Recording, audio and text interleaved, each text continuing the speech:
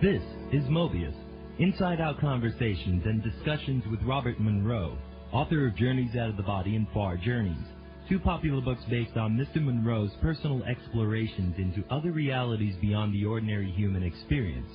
Mr. Monroe is also the founder of the Monroe Institute, a research and educational organization dedicated to the investigation of unusual aspects of human consciousness. With Mr. Monroe is David Wallace, engineer and project director for the Institute. So we moved up to Ohio, to Columbus, Ohio. My father took his $6,000 a year professorship at Ohio State. And it was a cold northern city. I remember that first winter, for example, was it ever going to stop snowing? It snowed tremendously, and it was a very cold city in a number of different ways. We were totally unprepared for the difference in attitude of people in Columbus as against Lexington, Kentucky. And I know it was very lonely for me because I was just entering high school and having entered an era of trying to find myself anyway, because remember, I was 2 years younger than the peer group at least in, say, a big city high school.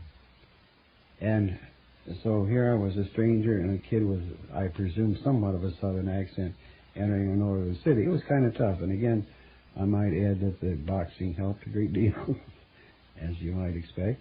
And a thing that also happened at that time was that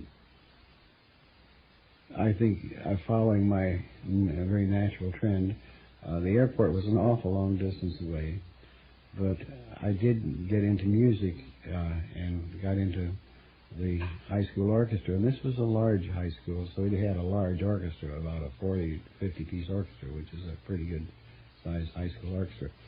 And how did I get in the orchestra? That's very interesting. Well, I could barely read music, and I had no particular instrument that I played, so how in the world did I get in? Well, I said that I was a percussionist, which indeed I found I could be very easily. But I got into trouble because I couldn't read music that rapidly. And so what I did is that I memorized the scores. Everybody else was following the scores, and I'm watching the conductor. And he, being a strange character in the first place, wondered, you're supposed to be watching the music and glancing up to see the conductor.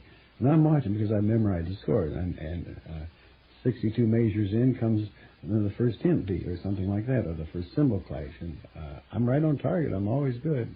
So he disliked me a great deal because I didn't follow the score. But he never asked me whether I could read music or not. So I could really misrepresent him. I just might have misrepresented him a little bit when I said I was a percussionist, but he didn't ask how much of a percussionist, you see. But I was pretty good on bells. I always worked very well with bells. Anyway, but I did get into music, and that happened in my first year in high school. And high school was a very traumatic period for me for the reason that it was very difficult for me to make friends in this cold northern city. And so I didn't get into any serious trouble as a teenager, but I ran through the usual gamut of different types of things and events. And of course, you see, there was a thing that I think affected me as a teenager, and that was an old phrase that calls that sex is evil except when legal, and that was would seemingly have been a big holdback to the type of sex that the kids have these days. But it was not exactly that morality thing, I think, that held most all of us back. Again, remember, we're now back in 1930, let's say. What really held us back was two things. One, the nice but might be willing girls. We might get pregnant. We'd have to marry them. And what could a 14-year-old boy get as a job in a depression that would support a girl and a baby? The other part, the other side, was that you wouldn't want to go down on Front Street because there was a thing called syphilis. So those were the restraining factors in any sexual appetites that we had. Kind of like a good mixture of common sense and fear. Good base for it. And that's the thing, Dave, that you look back on those kind of things and say, well, what were the restraining factors in this very normal animal sex drives that were...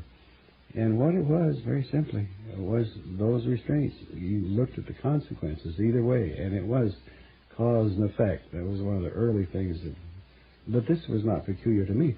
All the boys felt that way. You didn't have any rampant sex for the simple reason, well, there were willing gals, but you had to stand in line with those. One of my problems at that time on that stand in line was the fact that 2 years younger, you'd be surprised, and I was a skinny kid on top of that. So these mature 18-year-old girls, and I do mean mature 18-year-old girls, would come and look at a 15-year-old boy and say, "Come back, Sonny, when you grow up." It was another part of my life. But high school was kind of a raucous period. To give you an idea how things are raucous, when one of the things that happened in high school that was a clue, and those mysterious clues, one particular Friday night, and I think I put this in the book, and talking about it's even easier than writing about it.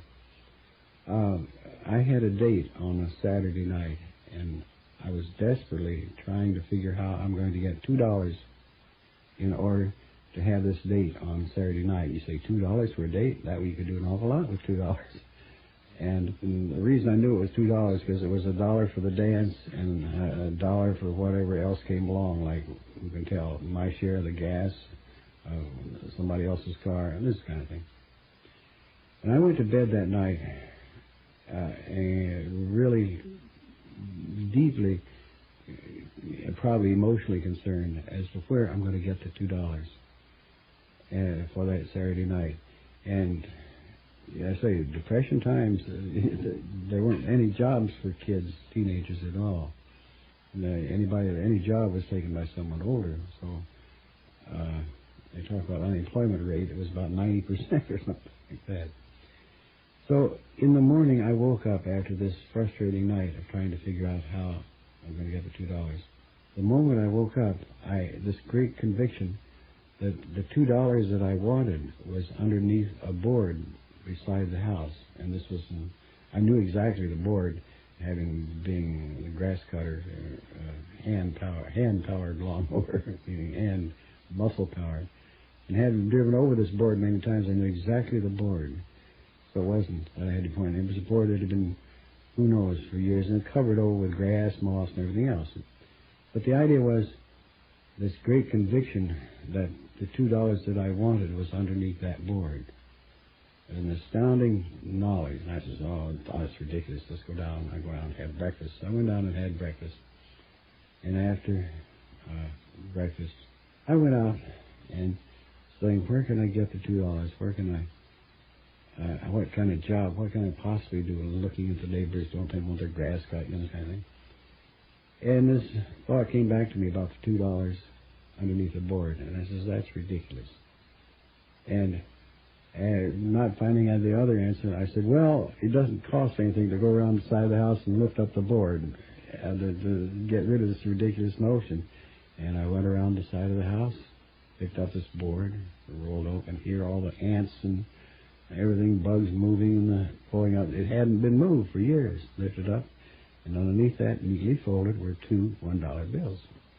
To this day, you have no idea where it came from or how it got there. I can't quite say that, but the answer, this present answer that I've obtained within the last year, is more astounding than finding the $2 in the first place. So it's tough stuff. You can't win anyway. Find one answer and it's only compounded itself. But naturally, here's what I'm thinking, talking about, you cover up an anomaly like that. I simply took the $2 and put the board down, stuck the $2 in my pocket, and I didn't ask any questions. I didn't give it another thought as to how it got there. I had my $2. I didn't think about how did it get there momentarily, but I didn't. No, never mind. That's not the important thing. The important thing was I had the $2. Take the money and run. Don't ask questions. Just do it. But that was one of the very strong inconsistencies that I found, was that particular $2 and how it got there. Suffice to say, the $2 that came at that time were not old dollars. They were current dollars. They were, in other words, they weren't something left there by a workman 20 years ago or something. They were up-to-date dollars. Anyway, that high school era was, as they say, a learning process and a very frustrating period for me. And I finally graduated and went on to college. Life in college was somewhat of a continuum of high school, in as much as the fact that here I was 15 years old in high school, just moving into college, and my father was a member of a fraternity called Pi Kappa Alpha, and the fraternity at Ohio State, where I started matriculating, felt that they ought to, because my father was a professor, and he was a former Pi Kappa man, that they had to pledge me. They really didn't like me that much, but they had to pledge me because, they thought that sons of college professors were stuffy, scholastic types and everything. And that went on for quite a while as a pledge in this fraternity, until one Saturday night at the fraternity house, here's these guys itching for some action, and meaning something to do. This was early in the fall quarter, and I said, well, they looked and said, well, we got to get some booze. Where can we get some booze? And here I said, oh, I know where some booze is. And they looked at me and says, what? I'm supposed to be the very straight college professor's son.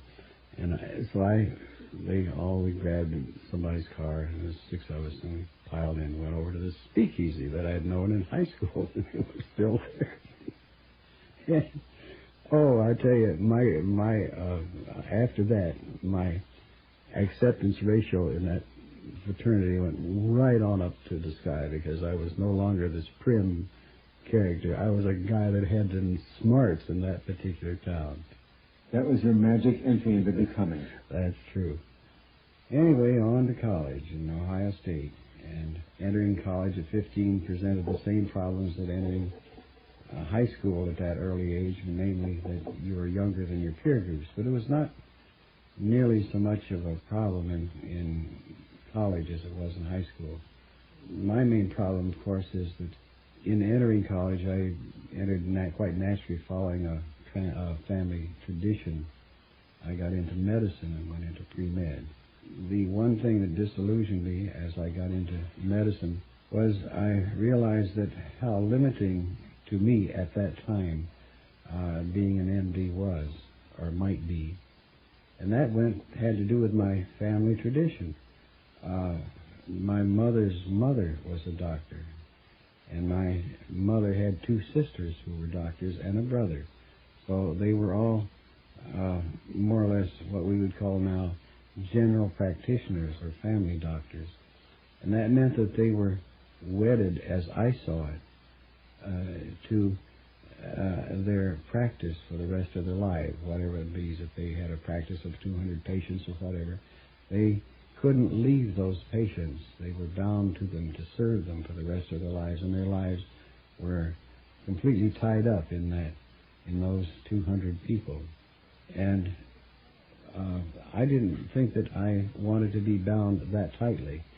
Of course, nobody told me at that time, because that was my perspective, that was all. But nobody told me that one with a medical degree could, at the very least, go and travel and see the world by becoming a doctor on a transatlantic liner, or a doctor for an oil company in Arabia or something. And I surely may well have become an MD if it had been for the fact that I knew I could have gone to these strange, far-off places, well paid, as it were. And so, but I wasn't, and my family really didn't know about these things. My mother didn't know that there were such opportunities for doctors and that kind of thing. So I moved over to the College of Engineering and went into engineering and began to flourish pretty well in there.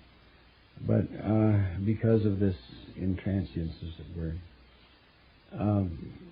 and I had a burn accident where I burned about. It was nothing magical. I wish it were. I could make it fancy, but it was just a pan of burning grease caught fire in a friend's house, and I attempted to take it out and spilled it all over my front of me and my face, and had all these third-degree burns in my face and chest. And I ended up in the hospital and was there for a week without knowing whether I was going to see again or not. So anyway, the net result of it was, at the end of that sophomore year in college, I flunked out on what they call the 2.5 rule, meaning if you didn't have C plus average in your grades, well, then you couldn't attend anymore. You were just let go. And that was where I was left out in the cold, as it were, in 1933, in that Depression era of 1933, to find what to do as I say, a 17-year-old kid. Well, after recovering from this burn pattern, walking around with a mummified head for a long time, I got very restless because I couldn't perceive there being any jobs in this large city of Columbus. So I took off and went ostensibly looking for work in other parts of the United States. And I went out on the road. And on the road at that time meant hitchhiking for a kid.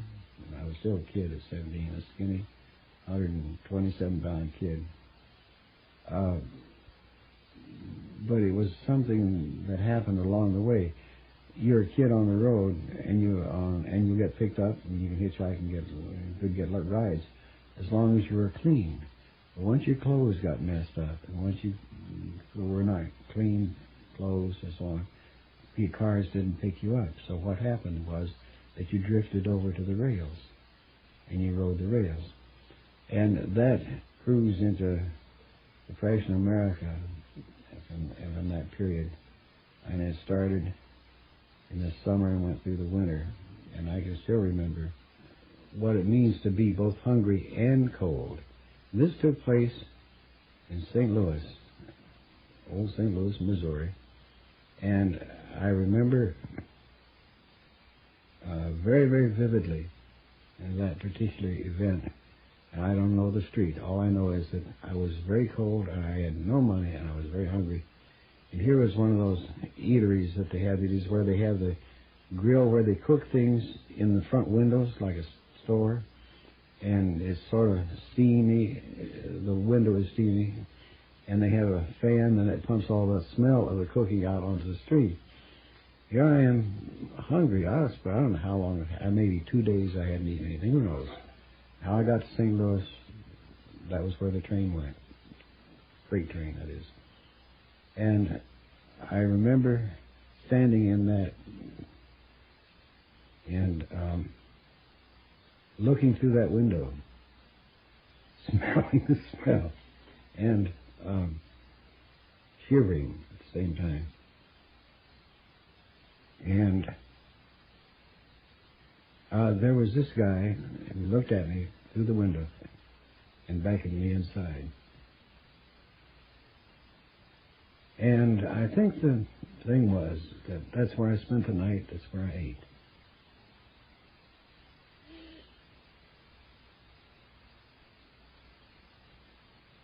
And I suppose that was one of my turning points.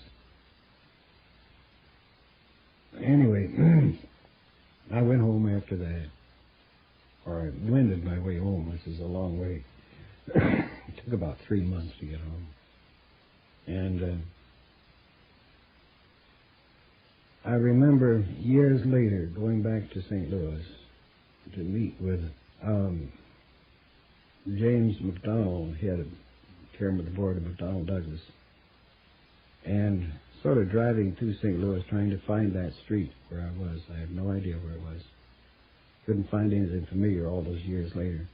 But remembering the comparison of being cold and hungry on that street and then sitting in the boardroom of McDonnell Douglas. Let me see, 50 years later? Something like that. Fascinating commentary on how life goes around in circles.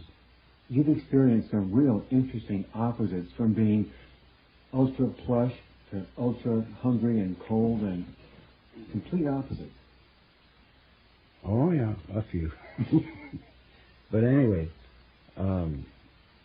after coming back, and remember, this is still heavy depression type stuff. By the time I had returned, my father had purchased a farm, and incidentally, that event down in St. Louis, I think it was probably momentous because I attached symbology to it because it was Christmas Eve, and I think that's why the guy took me in too, because it was Christmas Eve. And I did spend the night in that restaurant back in the stock room back in the back. Left the next day, well fed. But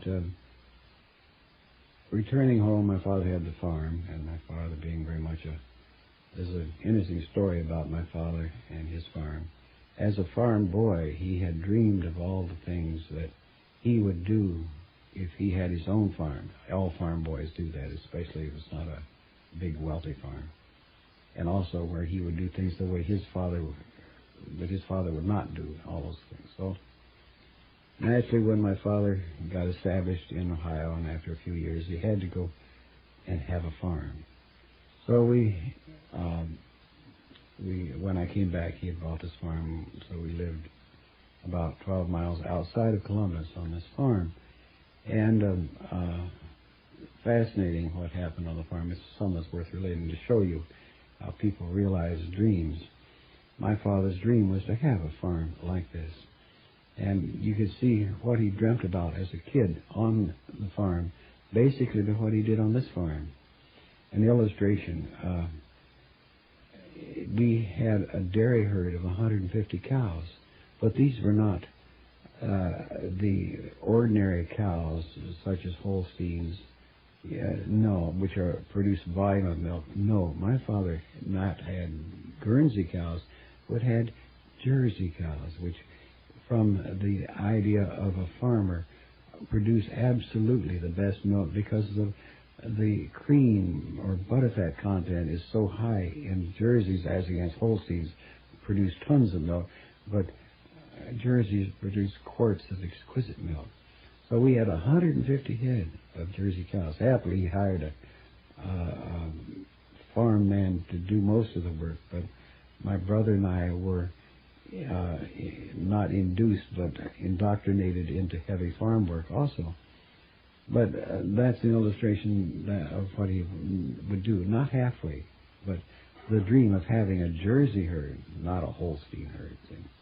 And then the other things, when we had chickens, we didn't have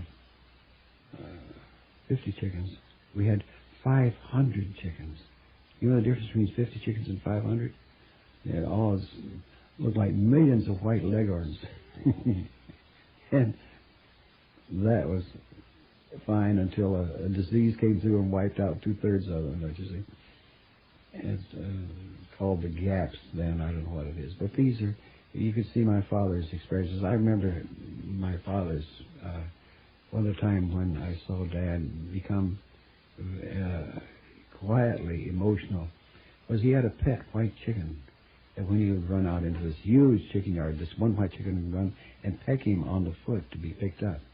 And this little hand would sit on his shoulder and would coo in his ear as he'd walk around. And he would, little girl, you could hear it. Chirp, chirp, chirp, right in his ear, and then sit around and ride on his shoulder. And when my father when the gaps came through and knocked off all these chickens. When it hit this little hen of his, he went off in the woods and stayed for a whole day. Lost a friend. Mm-hmm. And so there were a series of things like that. We had turkeys, and not 10 turkeys, but I don't know, 75 or 80 turkeys.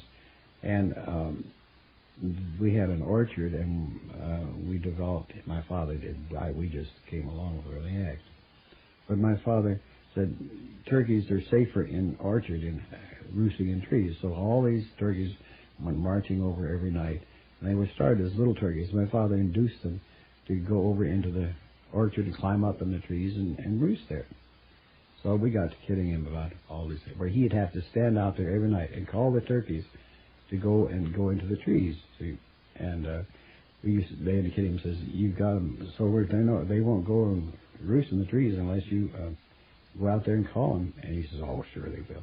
And so we in turn tried to bet, says, "Just try it once." Says, "No, they don't need me. They'll come." I says, "Well, you sit and have dinner, and let's see if the turkeys go out into the orchard all by themselves." So says, "Sure." So we sat there one particular night and had dinner, and the turkeys are 300 feet from the house, milling around there. Here's this open gate to go through into there. They won't go through the gate.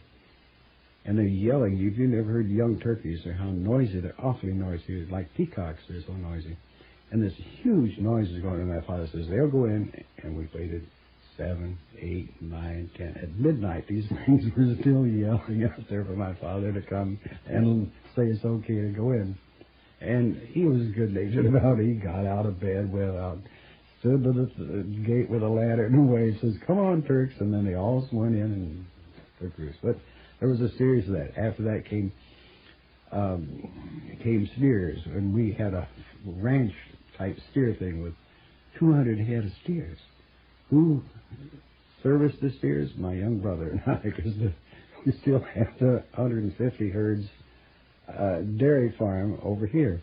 It was a wild operation. And on top of all that, my father was a totally unmechanical, where I'm high mechanics. So we tried to induce him to, because he has this 5-acre garden, and to hoe cultivate a 5-acre garden is a lot of work. We tried to get him to get a garden tractor, a little small one, to do that, and help to speed it up. He says, no, that's weird. But anyway, he thought about it, and he came back one day behind his car, and he's leading a white mule behind his car. He's bought this mule to run and work and cultivate the garden. Well, the mule lasted about 6 days and went down to the barn on the 7th day, and the mule was lying in there dead, and my father didn't say a word. And I awfully tempted to say, well, at least you can fix engines, but you can't fix a mule when it dies. But that was part of the thing. The thing that it did for me, it made me love nature, but I certainly don't want to be a farmer. I certainly don't want to be. In spite of the fact, Dave, that I'm here on a farm, I like other people to do that. With the travel and everything else, but you've mechanized it a lot more. It's a great deal of difference. Definitely. Anyway, so coming back and going back into college, there was a lot of difference in the sense that I had learned very much the idea of cause and effect, and my father added to that teaching. But when I came back, he said, well, Bob Allen, and that was his term for me, I will pay your tuition in college in the fall if you work through the summer and work 6 days a week, and no time off at nights or anything else. And I looked at him and I said, well, Dad, I think I can do better than that in town. And this is still in the Depression period. And but the idea of working for no money, and also mechanically having thought, well, now, wait a minute. Basic tuition per quarter at Ohio State was $50 a quarter. You had lab fees and tuition, but the basic was only $50. And that didn't seem like an impossible amount of numbers for me. So anyway, my father and I had a party. He said, well, if you think you can do better, you're welcome to do so. And I said, well, I think I will. So I packed a suitcase and hitchhiked into town, and my mother sneaked me $10 on the way out the door. The helping hand. The helping hand. And she fed me the $10, and I went in feeling very courageous. And mind you, this is, I didn't have any particular fear. It was one of those, looking back again, how did I have that knowledge? And it wasn't an argument. It wasn't an angry breakup with my father. My father didn't like music. That wasn't mechanical. This is simple things. I did. We were not the same. I was not necessarily my father's son in that respect. I find I in many ways more than I think, but not in those ways. But it was not an angry confrontation at all, and it never was. And I think, anyway, he did pretty much the same thing. He was on the farm, and he ran away from the farm to go to school, even high school. So anyway, so he kind of recognized that, although he never mentioned it. Anyway, I went, and as luck would have it, or whatever, the very next day, I applied to a company for a job called the Olin Bishop Saw Company, and they made circular saw blades. I don't know if they still do or not anymore. They still do. They still do. Yeah. In Columbus. Good ones. Yeah. And they looked at me and said, well, we got a job, kid, but I don't know whether you can fill it or not. And I says, what was that? And he says, well, we have a job opening for a rotary surface grinder. And I said, well, I think I can do that. And he says, well, we'll give you a try. Anyway, by that give you a try, they assigned me to teach me the oldest and crudest piece of machinery in the place, which was a huge grindstone like that had a system whereby they turned this huge grindstone and you ground and honed the sides of these circular saw blades, these cordwood saws, these big 3-foot blades, and you ground them out as you went through this and polished both sides and ground and polished. Anyway, it was the toughest and oldest and most, strangely enough, most delicate operating thing. And this cursing, tobacco-chewing guy was my teacher, and cussed me out just a strong line of derogatory statements all day, every day for a week. And but again, that mechanical ability, let me fly airplanes and do all sorts of things, came through right there. Click. Here was this sullen, angry man. He came to at the end of the week's trial. He says, "This kid can do it." And I had a job. You proved yourself. Yeah. And from that was a magical turnaround, because I got $31.50 a week, and that was a lot of money. You guaranteed your tuition, right? Yeah, oh boy, I tell you. So it went beyond that in the sense that I became the kid, as it were. In other words, these are just a working class guys, and I'm not a smart ass kid, but I blended very nicely with these guys, and I moved immediately when they needed a more sophisticated machine operator. I immediately moved over to that and took over these more sophisticated pieces, like a Blanchard, for example, or a Brown and Sharp, and got into that. And I was a hot shot, and they weren't angry with me; they were proud of me. All these other guys, to the point where came fall, and I wanted to go back to school. The manager of the plant, he was very distressed that I was going to leave them, and arranged it so that I took the second shift that started at 5 o'clock and went to 12, and put me on piecework so I could study whenever I wanted to at night. So I worked and studied at that old ambition plant. Worked beautifully, and so I didn't start with college. I really didn't. And then on weekends I started playing in a band. So anyway, college worked on very nicely from that point on, in the sense that I didn't encounter any really severe financial problems supporting myself in there. I would have strained periods, and that's where this other thing came up, which is the second anomaly that really got tough, and that was that in college there was a period where, for some reason, I really needed $11 very badly, and it was the same kind of thing as that happened as a teenager. And I couldn't figure where I could get it. I've forgotten. It's probably when I was in my early senior year or something like that in college. But I badly needed that $11, and I woke up next morning with the feeling that I had the $11, and it was in the hip pocket of my pants. And that has been going on ever since that time in college, that I have a pair of pants. Not the same one, but I have a pair of pants where I will find some dollars in it. Not always $11, but it accumulates, but it never gets more than $11. It's kind of odd. And the money is always in paper money, and it is always crumpled, and it is always current. It's not old money. In other words, if it happens in 1988, it's 1988 money. It's very strange. That's fascinating. You can materialize money like that.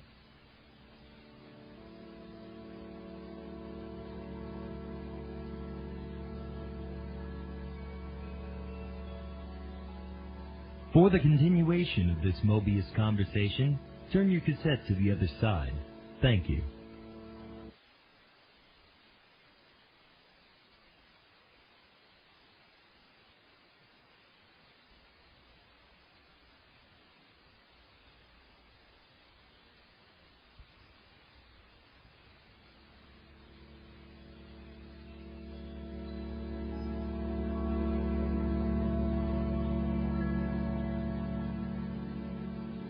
Pretty good. So I was in real good financial shape for the time, and I even had a car. And then, as that progressed through the pattern into this junior year, I was highly active in the university at the same time, and I was continuing the engineering part, and then mind you, that I've been in pre-med, and then I got into engineering, and then I met a lot of people that I knew who were in the School of Journalism, which was a part of the Commerce College, and so I thought, well, I'd like to do that. How do I do it? Well, you couldn't be an engineering student and be in the College of Commerce at the same time, because you got the College of Engineering. So I thought, well, I'll shift over into the College of Commerce a while and take all these journalism courses. And so that worked. And the interesting thing I might add was taking place, something else I'd learned. And it was a product of who can tell, but something I learned probably in that intervening year on the road, that of intense concentration. And beginning in the second quarter or thereabouts is when I moved over into the Commerce College, out of school or engineering, that I could focus on lectures, and I would need all that I needed to pass the course. And from the time that I got into journalism, and then from then until I graduated, I had about a 3.5 average in school, and I rarely opened a book, because I got it neatly figured out that the exams that would be coming up, that would be the real critical part of that, would be in turn based upon the lectures that were given. And it worked absolutely beautifully. The other part, there's more to it than that, of course. I was very proficient in working in the daily newspaper, which was a part of the School of Journalism. And I was a good feature writer, and I did a lot of that. And that, of course, gave me automatic A's all through all of those courses. So it wasn't that thing. Show you how things tie together. There was not honor society, but a dramatic society in Ohio State called Strollers. Whether it's still in existence now, I don't know. But Strollers had a annual competition for an original play. And these were one-act plays, and I found the time to write this one-act play and submit it. Well, it won second place, and that meant that it got to be produced. And so this gave me a chance to be not only the author, but the playwright, but to be the producer-director of this play. So the reviews came out, and all these various reviewers around on campus were, of the English department, all these different ones, were insistent that they had given the first place to the wrong play. The second place should have been first place. And the connection is, of course, that in the play, to show you how things put together, I took, it was a story about a mystical event that took place in a flop house. Now, mind you, I had no religious bent or nothing about it, but this was the play. It was a play about a young guy who was in one of these flop houses, which cost you either 10 cents a night or something, way down there. That was a real flop house type thing. And all you got was a pad to sleep on. And according to the play, during this night, this older man, real old man, was dying there, and this young guy was next to him. And according to the play, I had some mystical torch of purpose passed from the old fellow to the young fellow. And in the actual production of the play, that moment where this symbolic torch was passed to the young fellow, I can still remember the intense stillness of the audience, and there was about 800 people there at that moment, that peak moment of the play. Anyway, but it was this mystical thing, and that's one of the anomalies, incidentally, because for me to write that type of spiritual whatever thing all the way back in college with no particular motivation that I could perceive at the time. I only have a dim memory of actually writing it. But that kind of thing. Isn't it interesting? That is. Had you ever written anything spiritual before? Nothing religious at all. No, not even remotely. Or I didn't even think or talk in that fashion. This is the point. But this is one of the anomalies that we found in looking, say, well, where's any evidence of an aberration in one's life? And that was it. I hadn't. Oh yes, I took courses in philosophy in college, and I may well have taken one at that time. Who can tell? But this was not a prime interest on my part by any manner of means. So it's very strange why I would produce such a transference type of mystical drama. And it was quite a thing. Incidentally, some of these things later on got highly distorted by reviewers and so on later in New York, but that's another story. That's interesting that something like that would come out and be that well received by the reviewers as your first play. Yeah, and the fact is that it was very impressive to me in the sense that I was very moved by it, not by the play because I'd been working on it too hard, but I was moved by the effect that the audience responded in terms of it. It was a big moment in my life, and certainly the audience felt it that strongly too. That I was able, as director and writer, to put that across to a person. It's very, very, very strange. Nice experience. Very nice experience. Anyway, that was one of the key parts of my college days, and then I went on from there and got into found another goal. I think that was probably keyed it, that I would like to get into dramatic work. I thought this is probably the motivator that made me say this would make a wonderful career, to be a playwright, a producer, something like that. So as a result, I in turn moved out of the College of Commerce into Arts College. And why did I do this? Because I wanted to graduate and because of moving from one college to another, I didn't have enough. I didn't have enough in College of Commerce in order to get a degree in 1937. I would not be able to, and I wanted to get out of college in a hurry because I wanted to put together a summer stock company, where a summer theater, where you had students who learned drama and how to produce plays, and also you would produce them in turn for an audience. And with a friend, we got this great idea that we would do this when I graduated from college. So I quickly transferred over in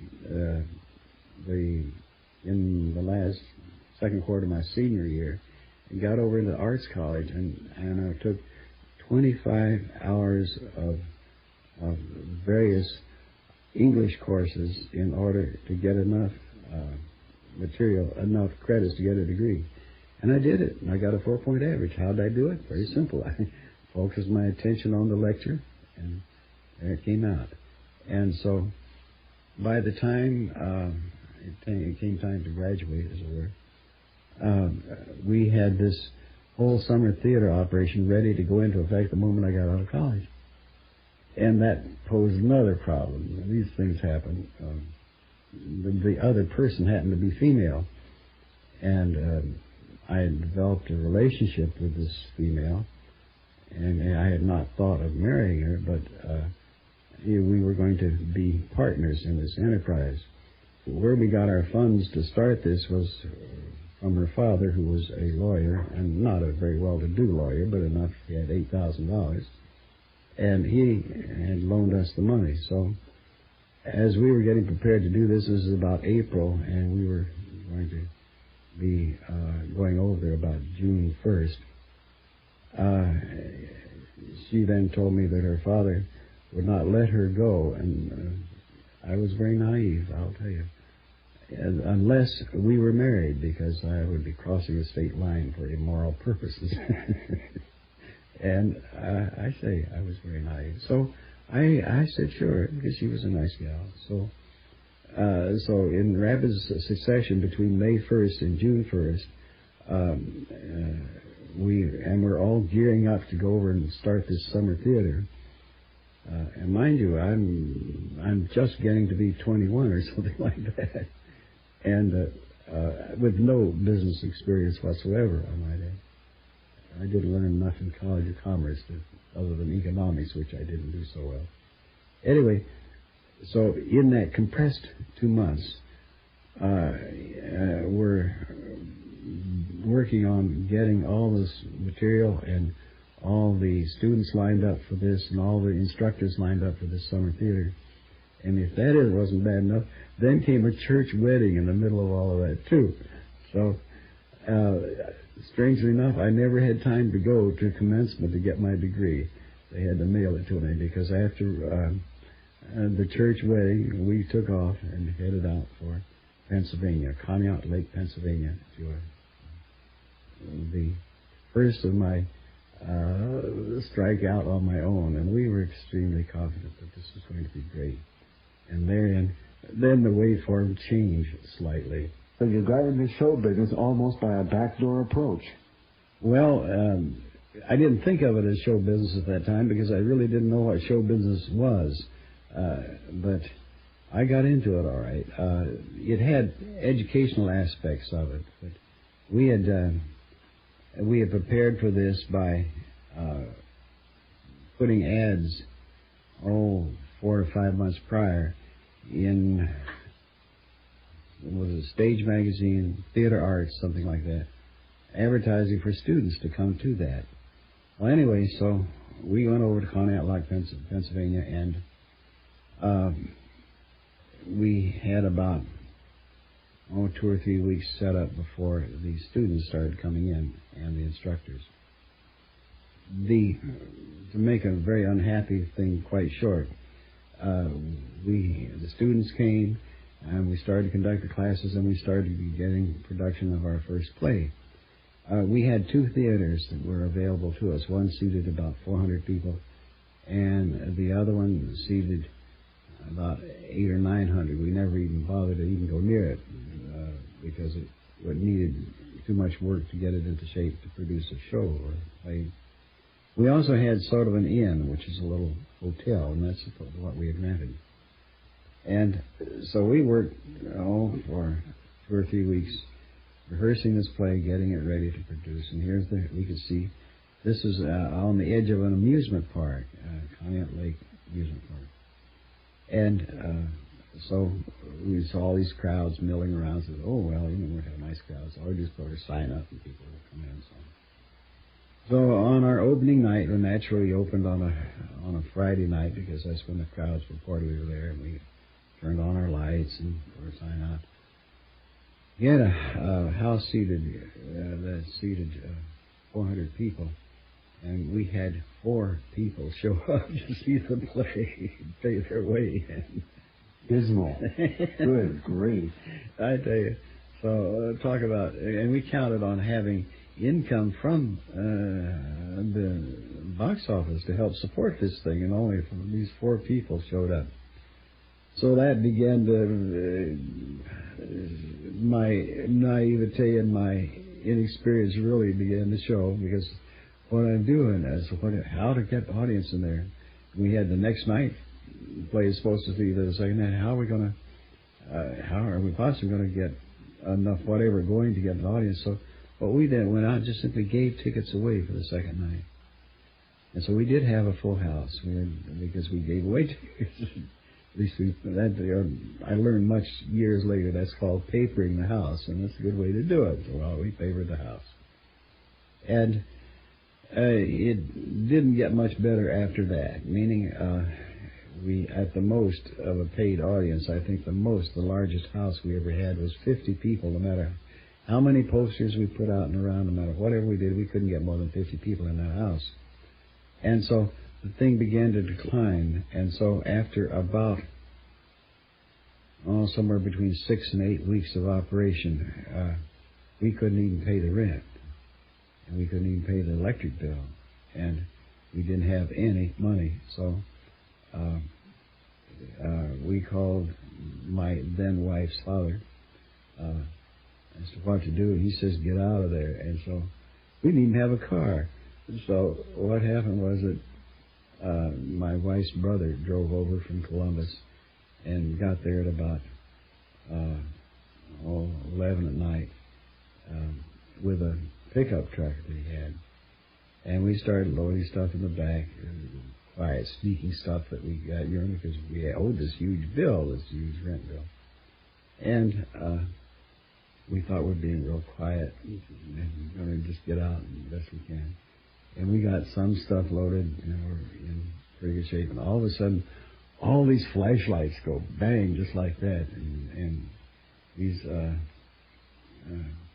park policemen come out and say, come with us, Didn't have guns, but it was the same thing. They had clubs. And so we marched over to the manager's office, and he looked at us very sadly. He says, why didn't you tell me you were in that kind of trouble? I would have let you out of it, but I wouldn't let you out of it now because you tried to run out on me.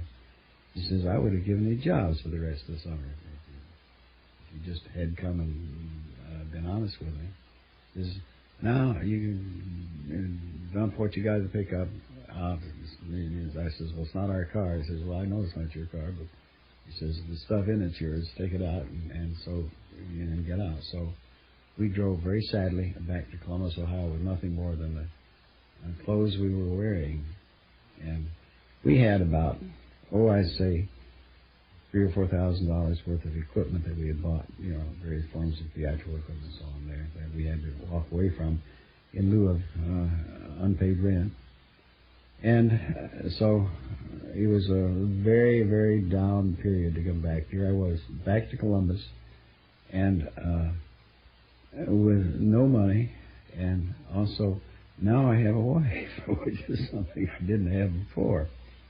And so we had 2 choices, and there's a paradox. We could either stay with her folks or stay with my parents. And my dear wife, she didn't want to stay with her father. She didn't enjoy her family, her father particularly. And so we ended up staying with my parents. And that began a very desperate period because we were just simply eating with my parents with nothing else to do. So I've forgotten how it was, but I had radio experience with the university radio station, and I thought, well, there's no theater around here, so I will try to get a job as a radio station. And I've forgotten how I learned about this possibility of a job up in Cleveland. And so I hitchhiked up there and got this job in Cleveland. And there's an interesting paradox about it. The job in Cleveland at WHK as a continuity writer paid $31.50 a week, and I thought that was really just an interesting commentary. The same exact amount paid. Maybe that's part of your magic number. $31.50. It was so funny that, and I almost laughed when that was the starting salary, and the woman says, "What's so funny?" And I said, "Well, it's just a private joke." Anyway, so I went back to Columbus, and I've forgotten where we got the bus fare to get up there. So I took my new wife, and we went up to Cleveland. And I worked in the radio station there at WHK and became very, very proficient as a director of programs, not only just as a continuity writer, and was conducting a number of them and writing continuity and scripts and everything else. And this interesting thing then took place. One day I was called into my boss's office and says, "Well, we're going to have to let you go." And I says, "What for?" She says, "Well, that's the instructions of my boss, the manager of the station." And I said, "Well, what for? Am I doing my work?" She says, "That's just his instruction. I'm only following his instructions." And I was utterly bewildered. I knew I was doing a hell of a job, far more than I was getting paid for. So why was I getting fired? Anyway, so here we go. And by this time, I had been working. It's kind of fun. I'm expressing things. In that interim period in our life in Cleveland, I had begun to build a car with a rear engine and had been assembling parts. So that's the only car we had, and it was a rear engine car. And what I'd merely done is take a typical car, it was a Plymouth incidentally, 4-cylinder Plymouth, and modify it so that you had a steering column and all your gear shift and everything up where normally the back seat of the car would be facing the opposite direction, so you steered with the rear wheels and had power on the front wheels. Anyway, that's the only car we had, so we filled this. It didn't even have a body on it. It was just a framework that held the steering wheel and so on, and here's the engine back here. We tied all of our stuff on the car and headed back to Columbus. So at least I had a car. At least I had a few dollars, too, was the other part. And just to skip things that you tie things together when you can, I wasn't, for years later, did I find out why I was fired from WHK. And that I was giving a talk somewhere, and this was in the last 12 or 14 years. And this woman came up to me and says, "Bob, do you remember me?" I says, "No." She says, "I'm Eleanor Hanson." And I greeted her very warmly. "Eleanor," and she was the woman who was head of continuity at WHK at that time. And I says, "I'm so glad to meet you again after all these years." I said, you've got to answer a question for me. Why in the world was I fired from WHK? And she laughed. He says, "I couldn't tell you because I just didn't know how to tell you." And I says, "Well, what?" She says, "Well, Mr. Carpenter, who was the manager of the station, walked by your office, and he saw you with your legs wrapped around the typewriter as you were typing it up on your legs beside the typewriter, folded around the typewriter on the typing table so that the typewriter was between your knees and you were slouched back. And he said, we just can't have somebody like that working for us who is so undignified." And that's how I got the job, lost the job. Have you ever gotten fired because you put your legs around a typewriter? No, I can't even imagine working in a place like that. I think that was the best move ever happened to you there. Well, I don't know. Anyway, back to Columbus we went. And this time, and we had a lot of attention as we went by, because here's this car going down the road. It looks like it's going backwards. The crowds would gather when you pulled in for gas, something to see what this thing is. Anyway, So I got back to Columbus, and I had to cut off the imagination, so I switched the whole thing back, got a body, and it became Plymouth again. See?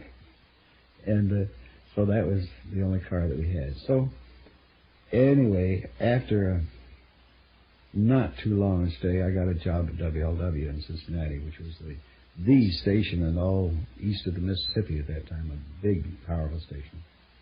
And that paid $75 a week, and that was great stuff. Now we're talking about, 1938, thereabouts. So I have a car, and feeling real strong, I traded the Plymouth for a Ford, a black Ford coupe. I remember that very well, 1935 Ford coupe. So it looked a lot better than the Plymouth, for one thing. And so we headed off for Cincinnati. And shows you how you make mistakes that you don't know about. The Ford, I thought that was an awfully good buy for the Ford when I bought it. But we had to pour the Columbus to Cincinnati. It was about 108 miles, and it took 4 quarts of oil to get it there. In other words, it was burning oil so heavily that it never occurred to me that it wasn't repairable, but we fixed it when we got there. But it cost another $125 to get it put back, just to get the, new rings and stuff. But Cincinnati was a wonderful era in that early part of my life because for a number of reasons. One, I got real full reign on being a radio program writer, director, producer. It was really, really powerful thing. And I don't know how many hours a week I put in because it was just, I was producing shows and directing shows.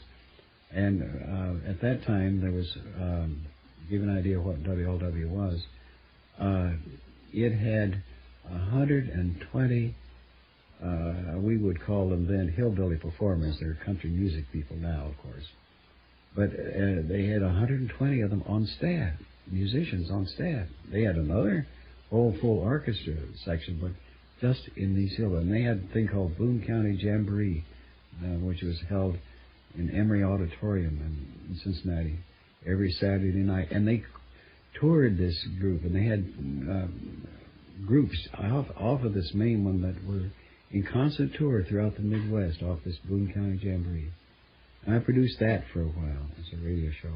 Then I did a daytime hillbilly soap using these musicians as actors, and made one called Rainbow Ridge. And we had a lot of fun with that because it was real, honest to goodness, real hillbilly type stuff. What would be the comparable? Beverly Hillbillies would have been something like what we were doing. And one of the boys that was there was a guitar kid called Monroe Travis, I believe his name was. And he became very famous in later years as an excellent country music composer and guitar man. Very good. Played a 4-string guitar or something like that. It was just special.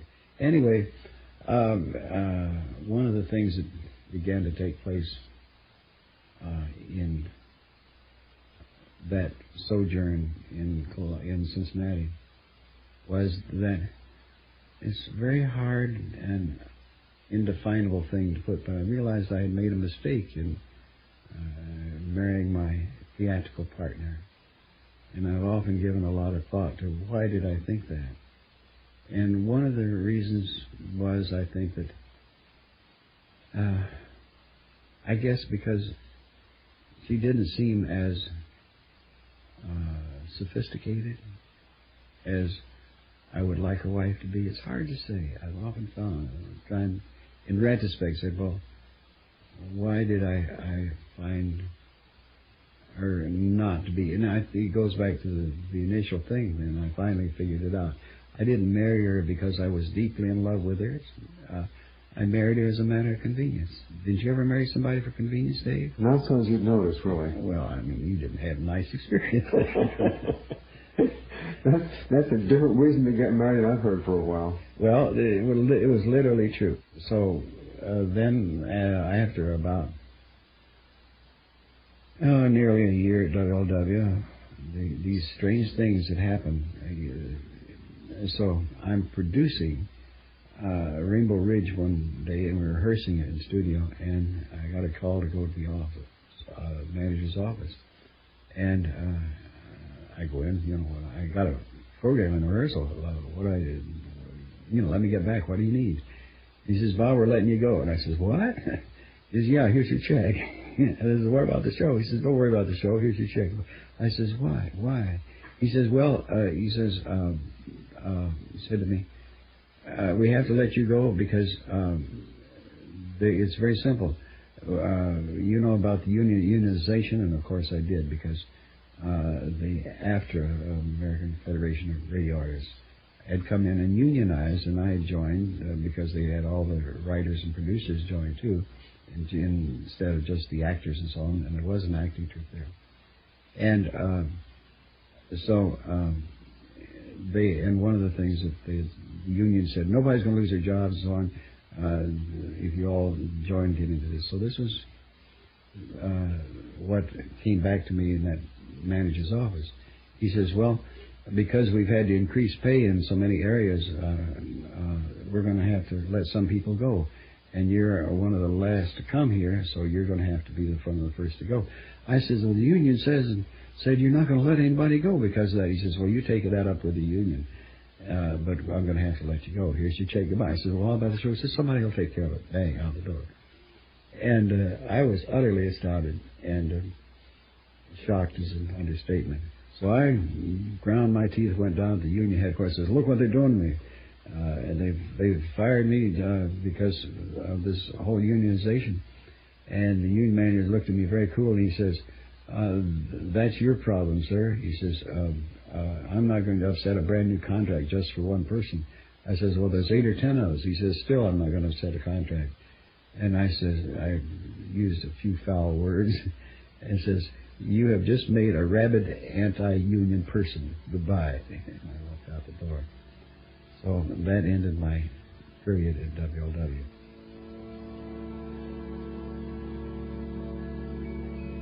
If you would like to hear other Mobius Tapes conversations with Mr. Monroe, or learn more about the Institute's activities, write or phone the Monroe Institute, Route 1, Box 175, Faubourg, Virginia, 22938.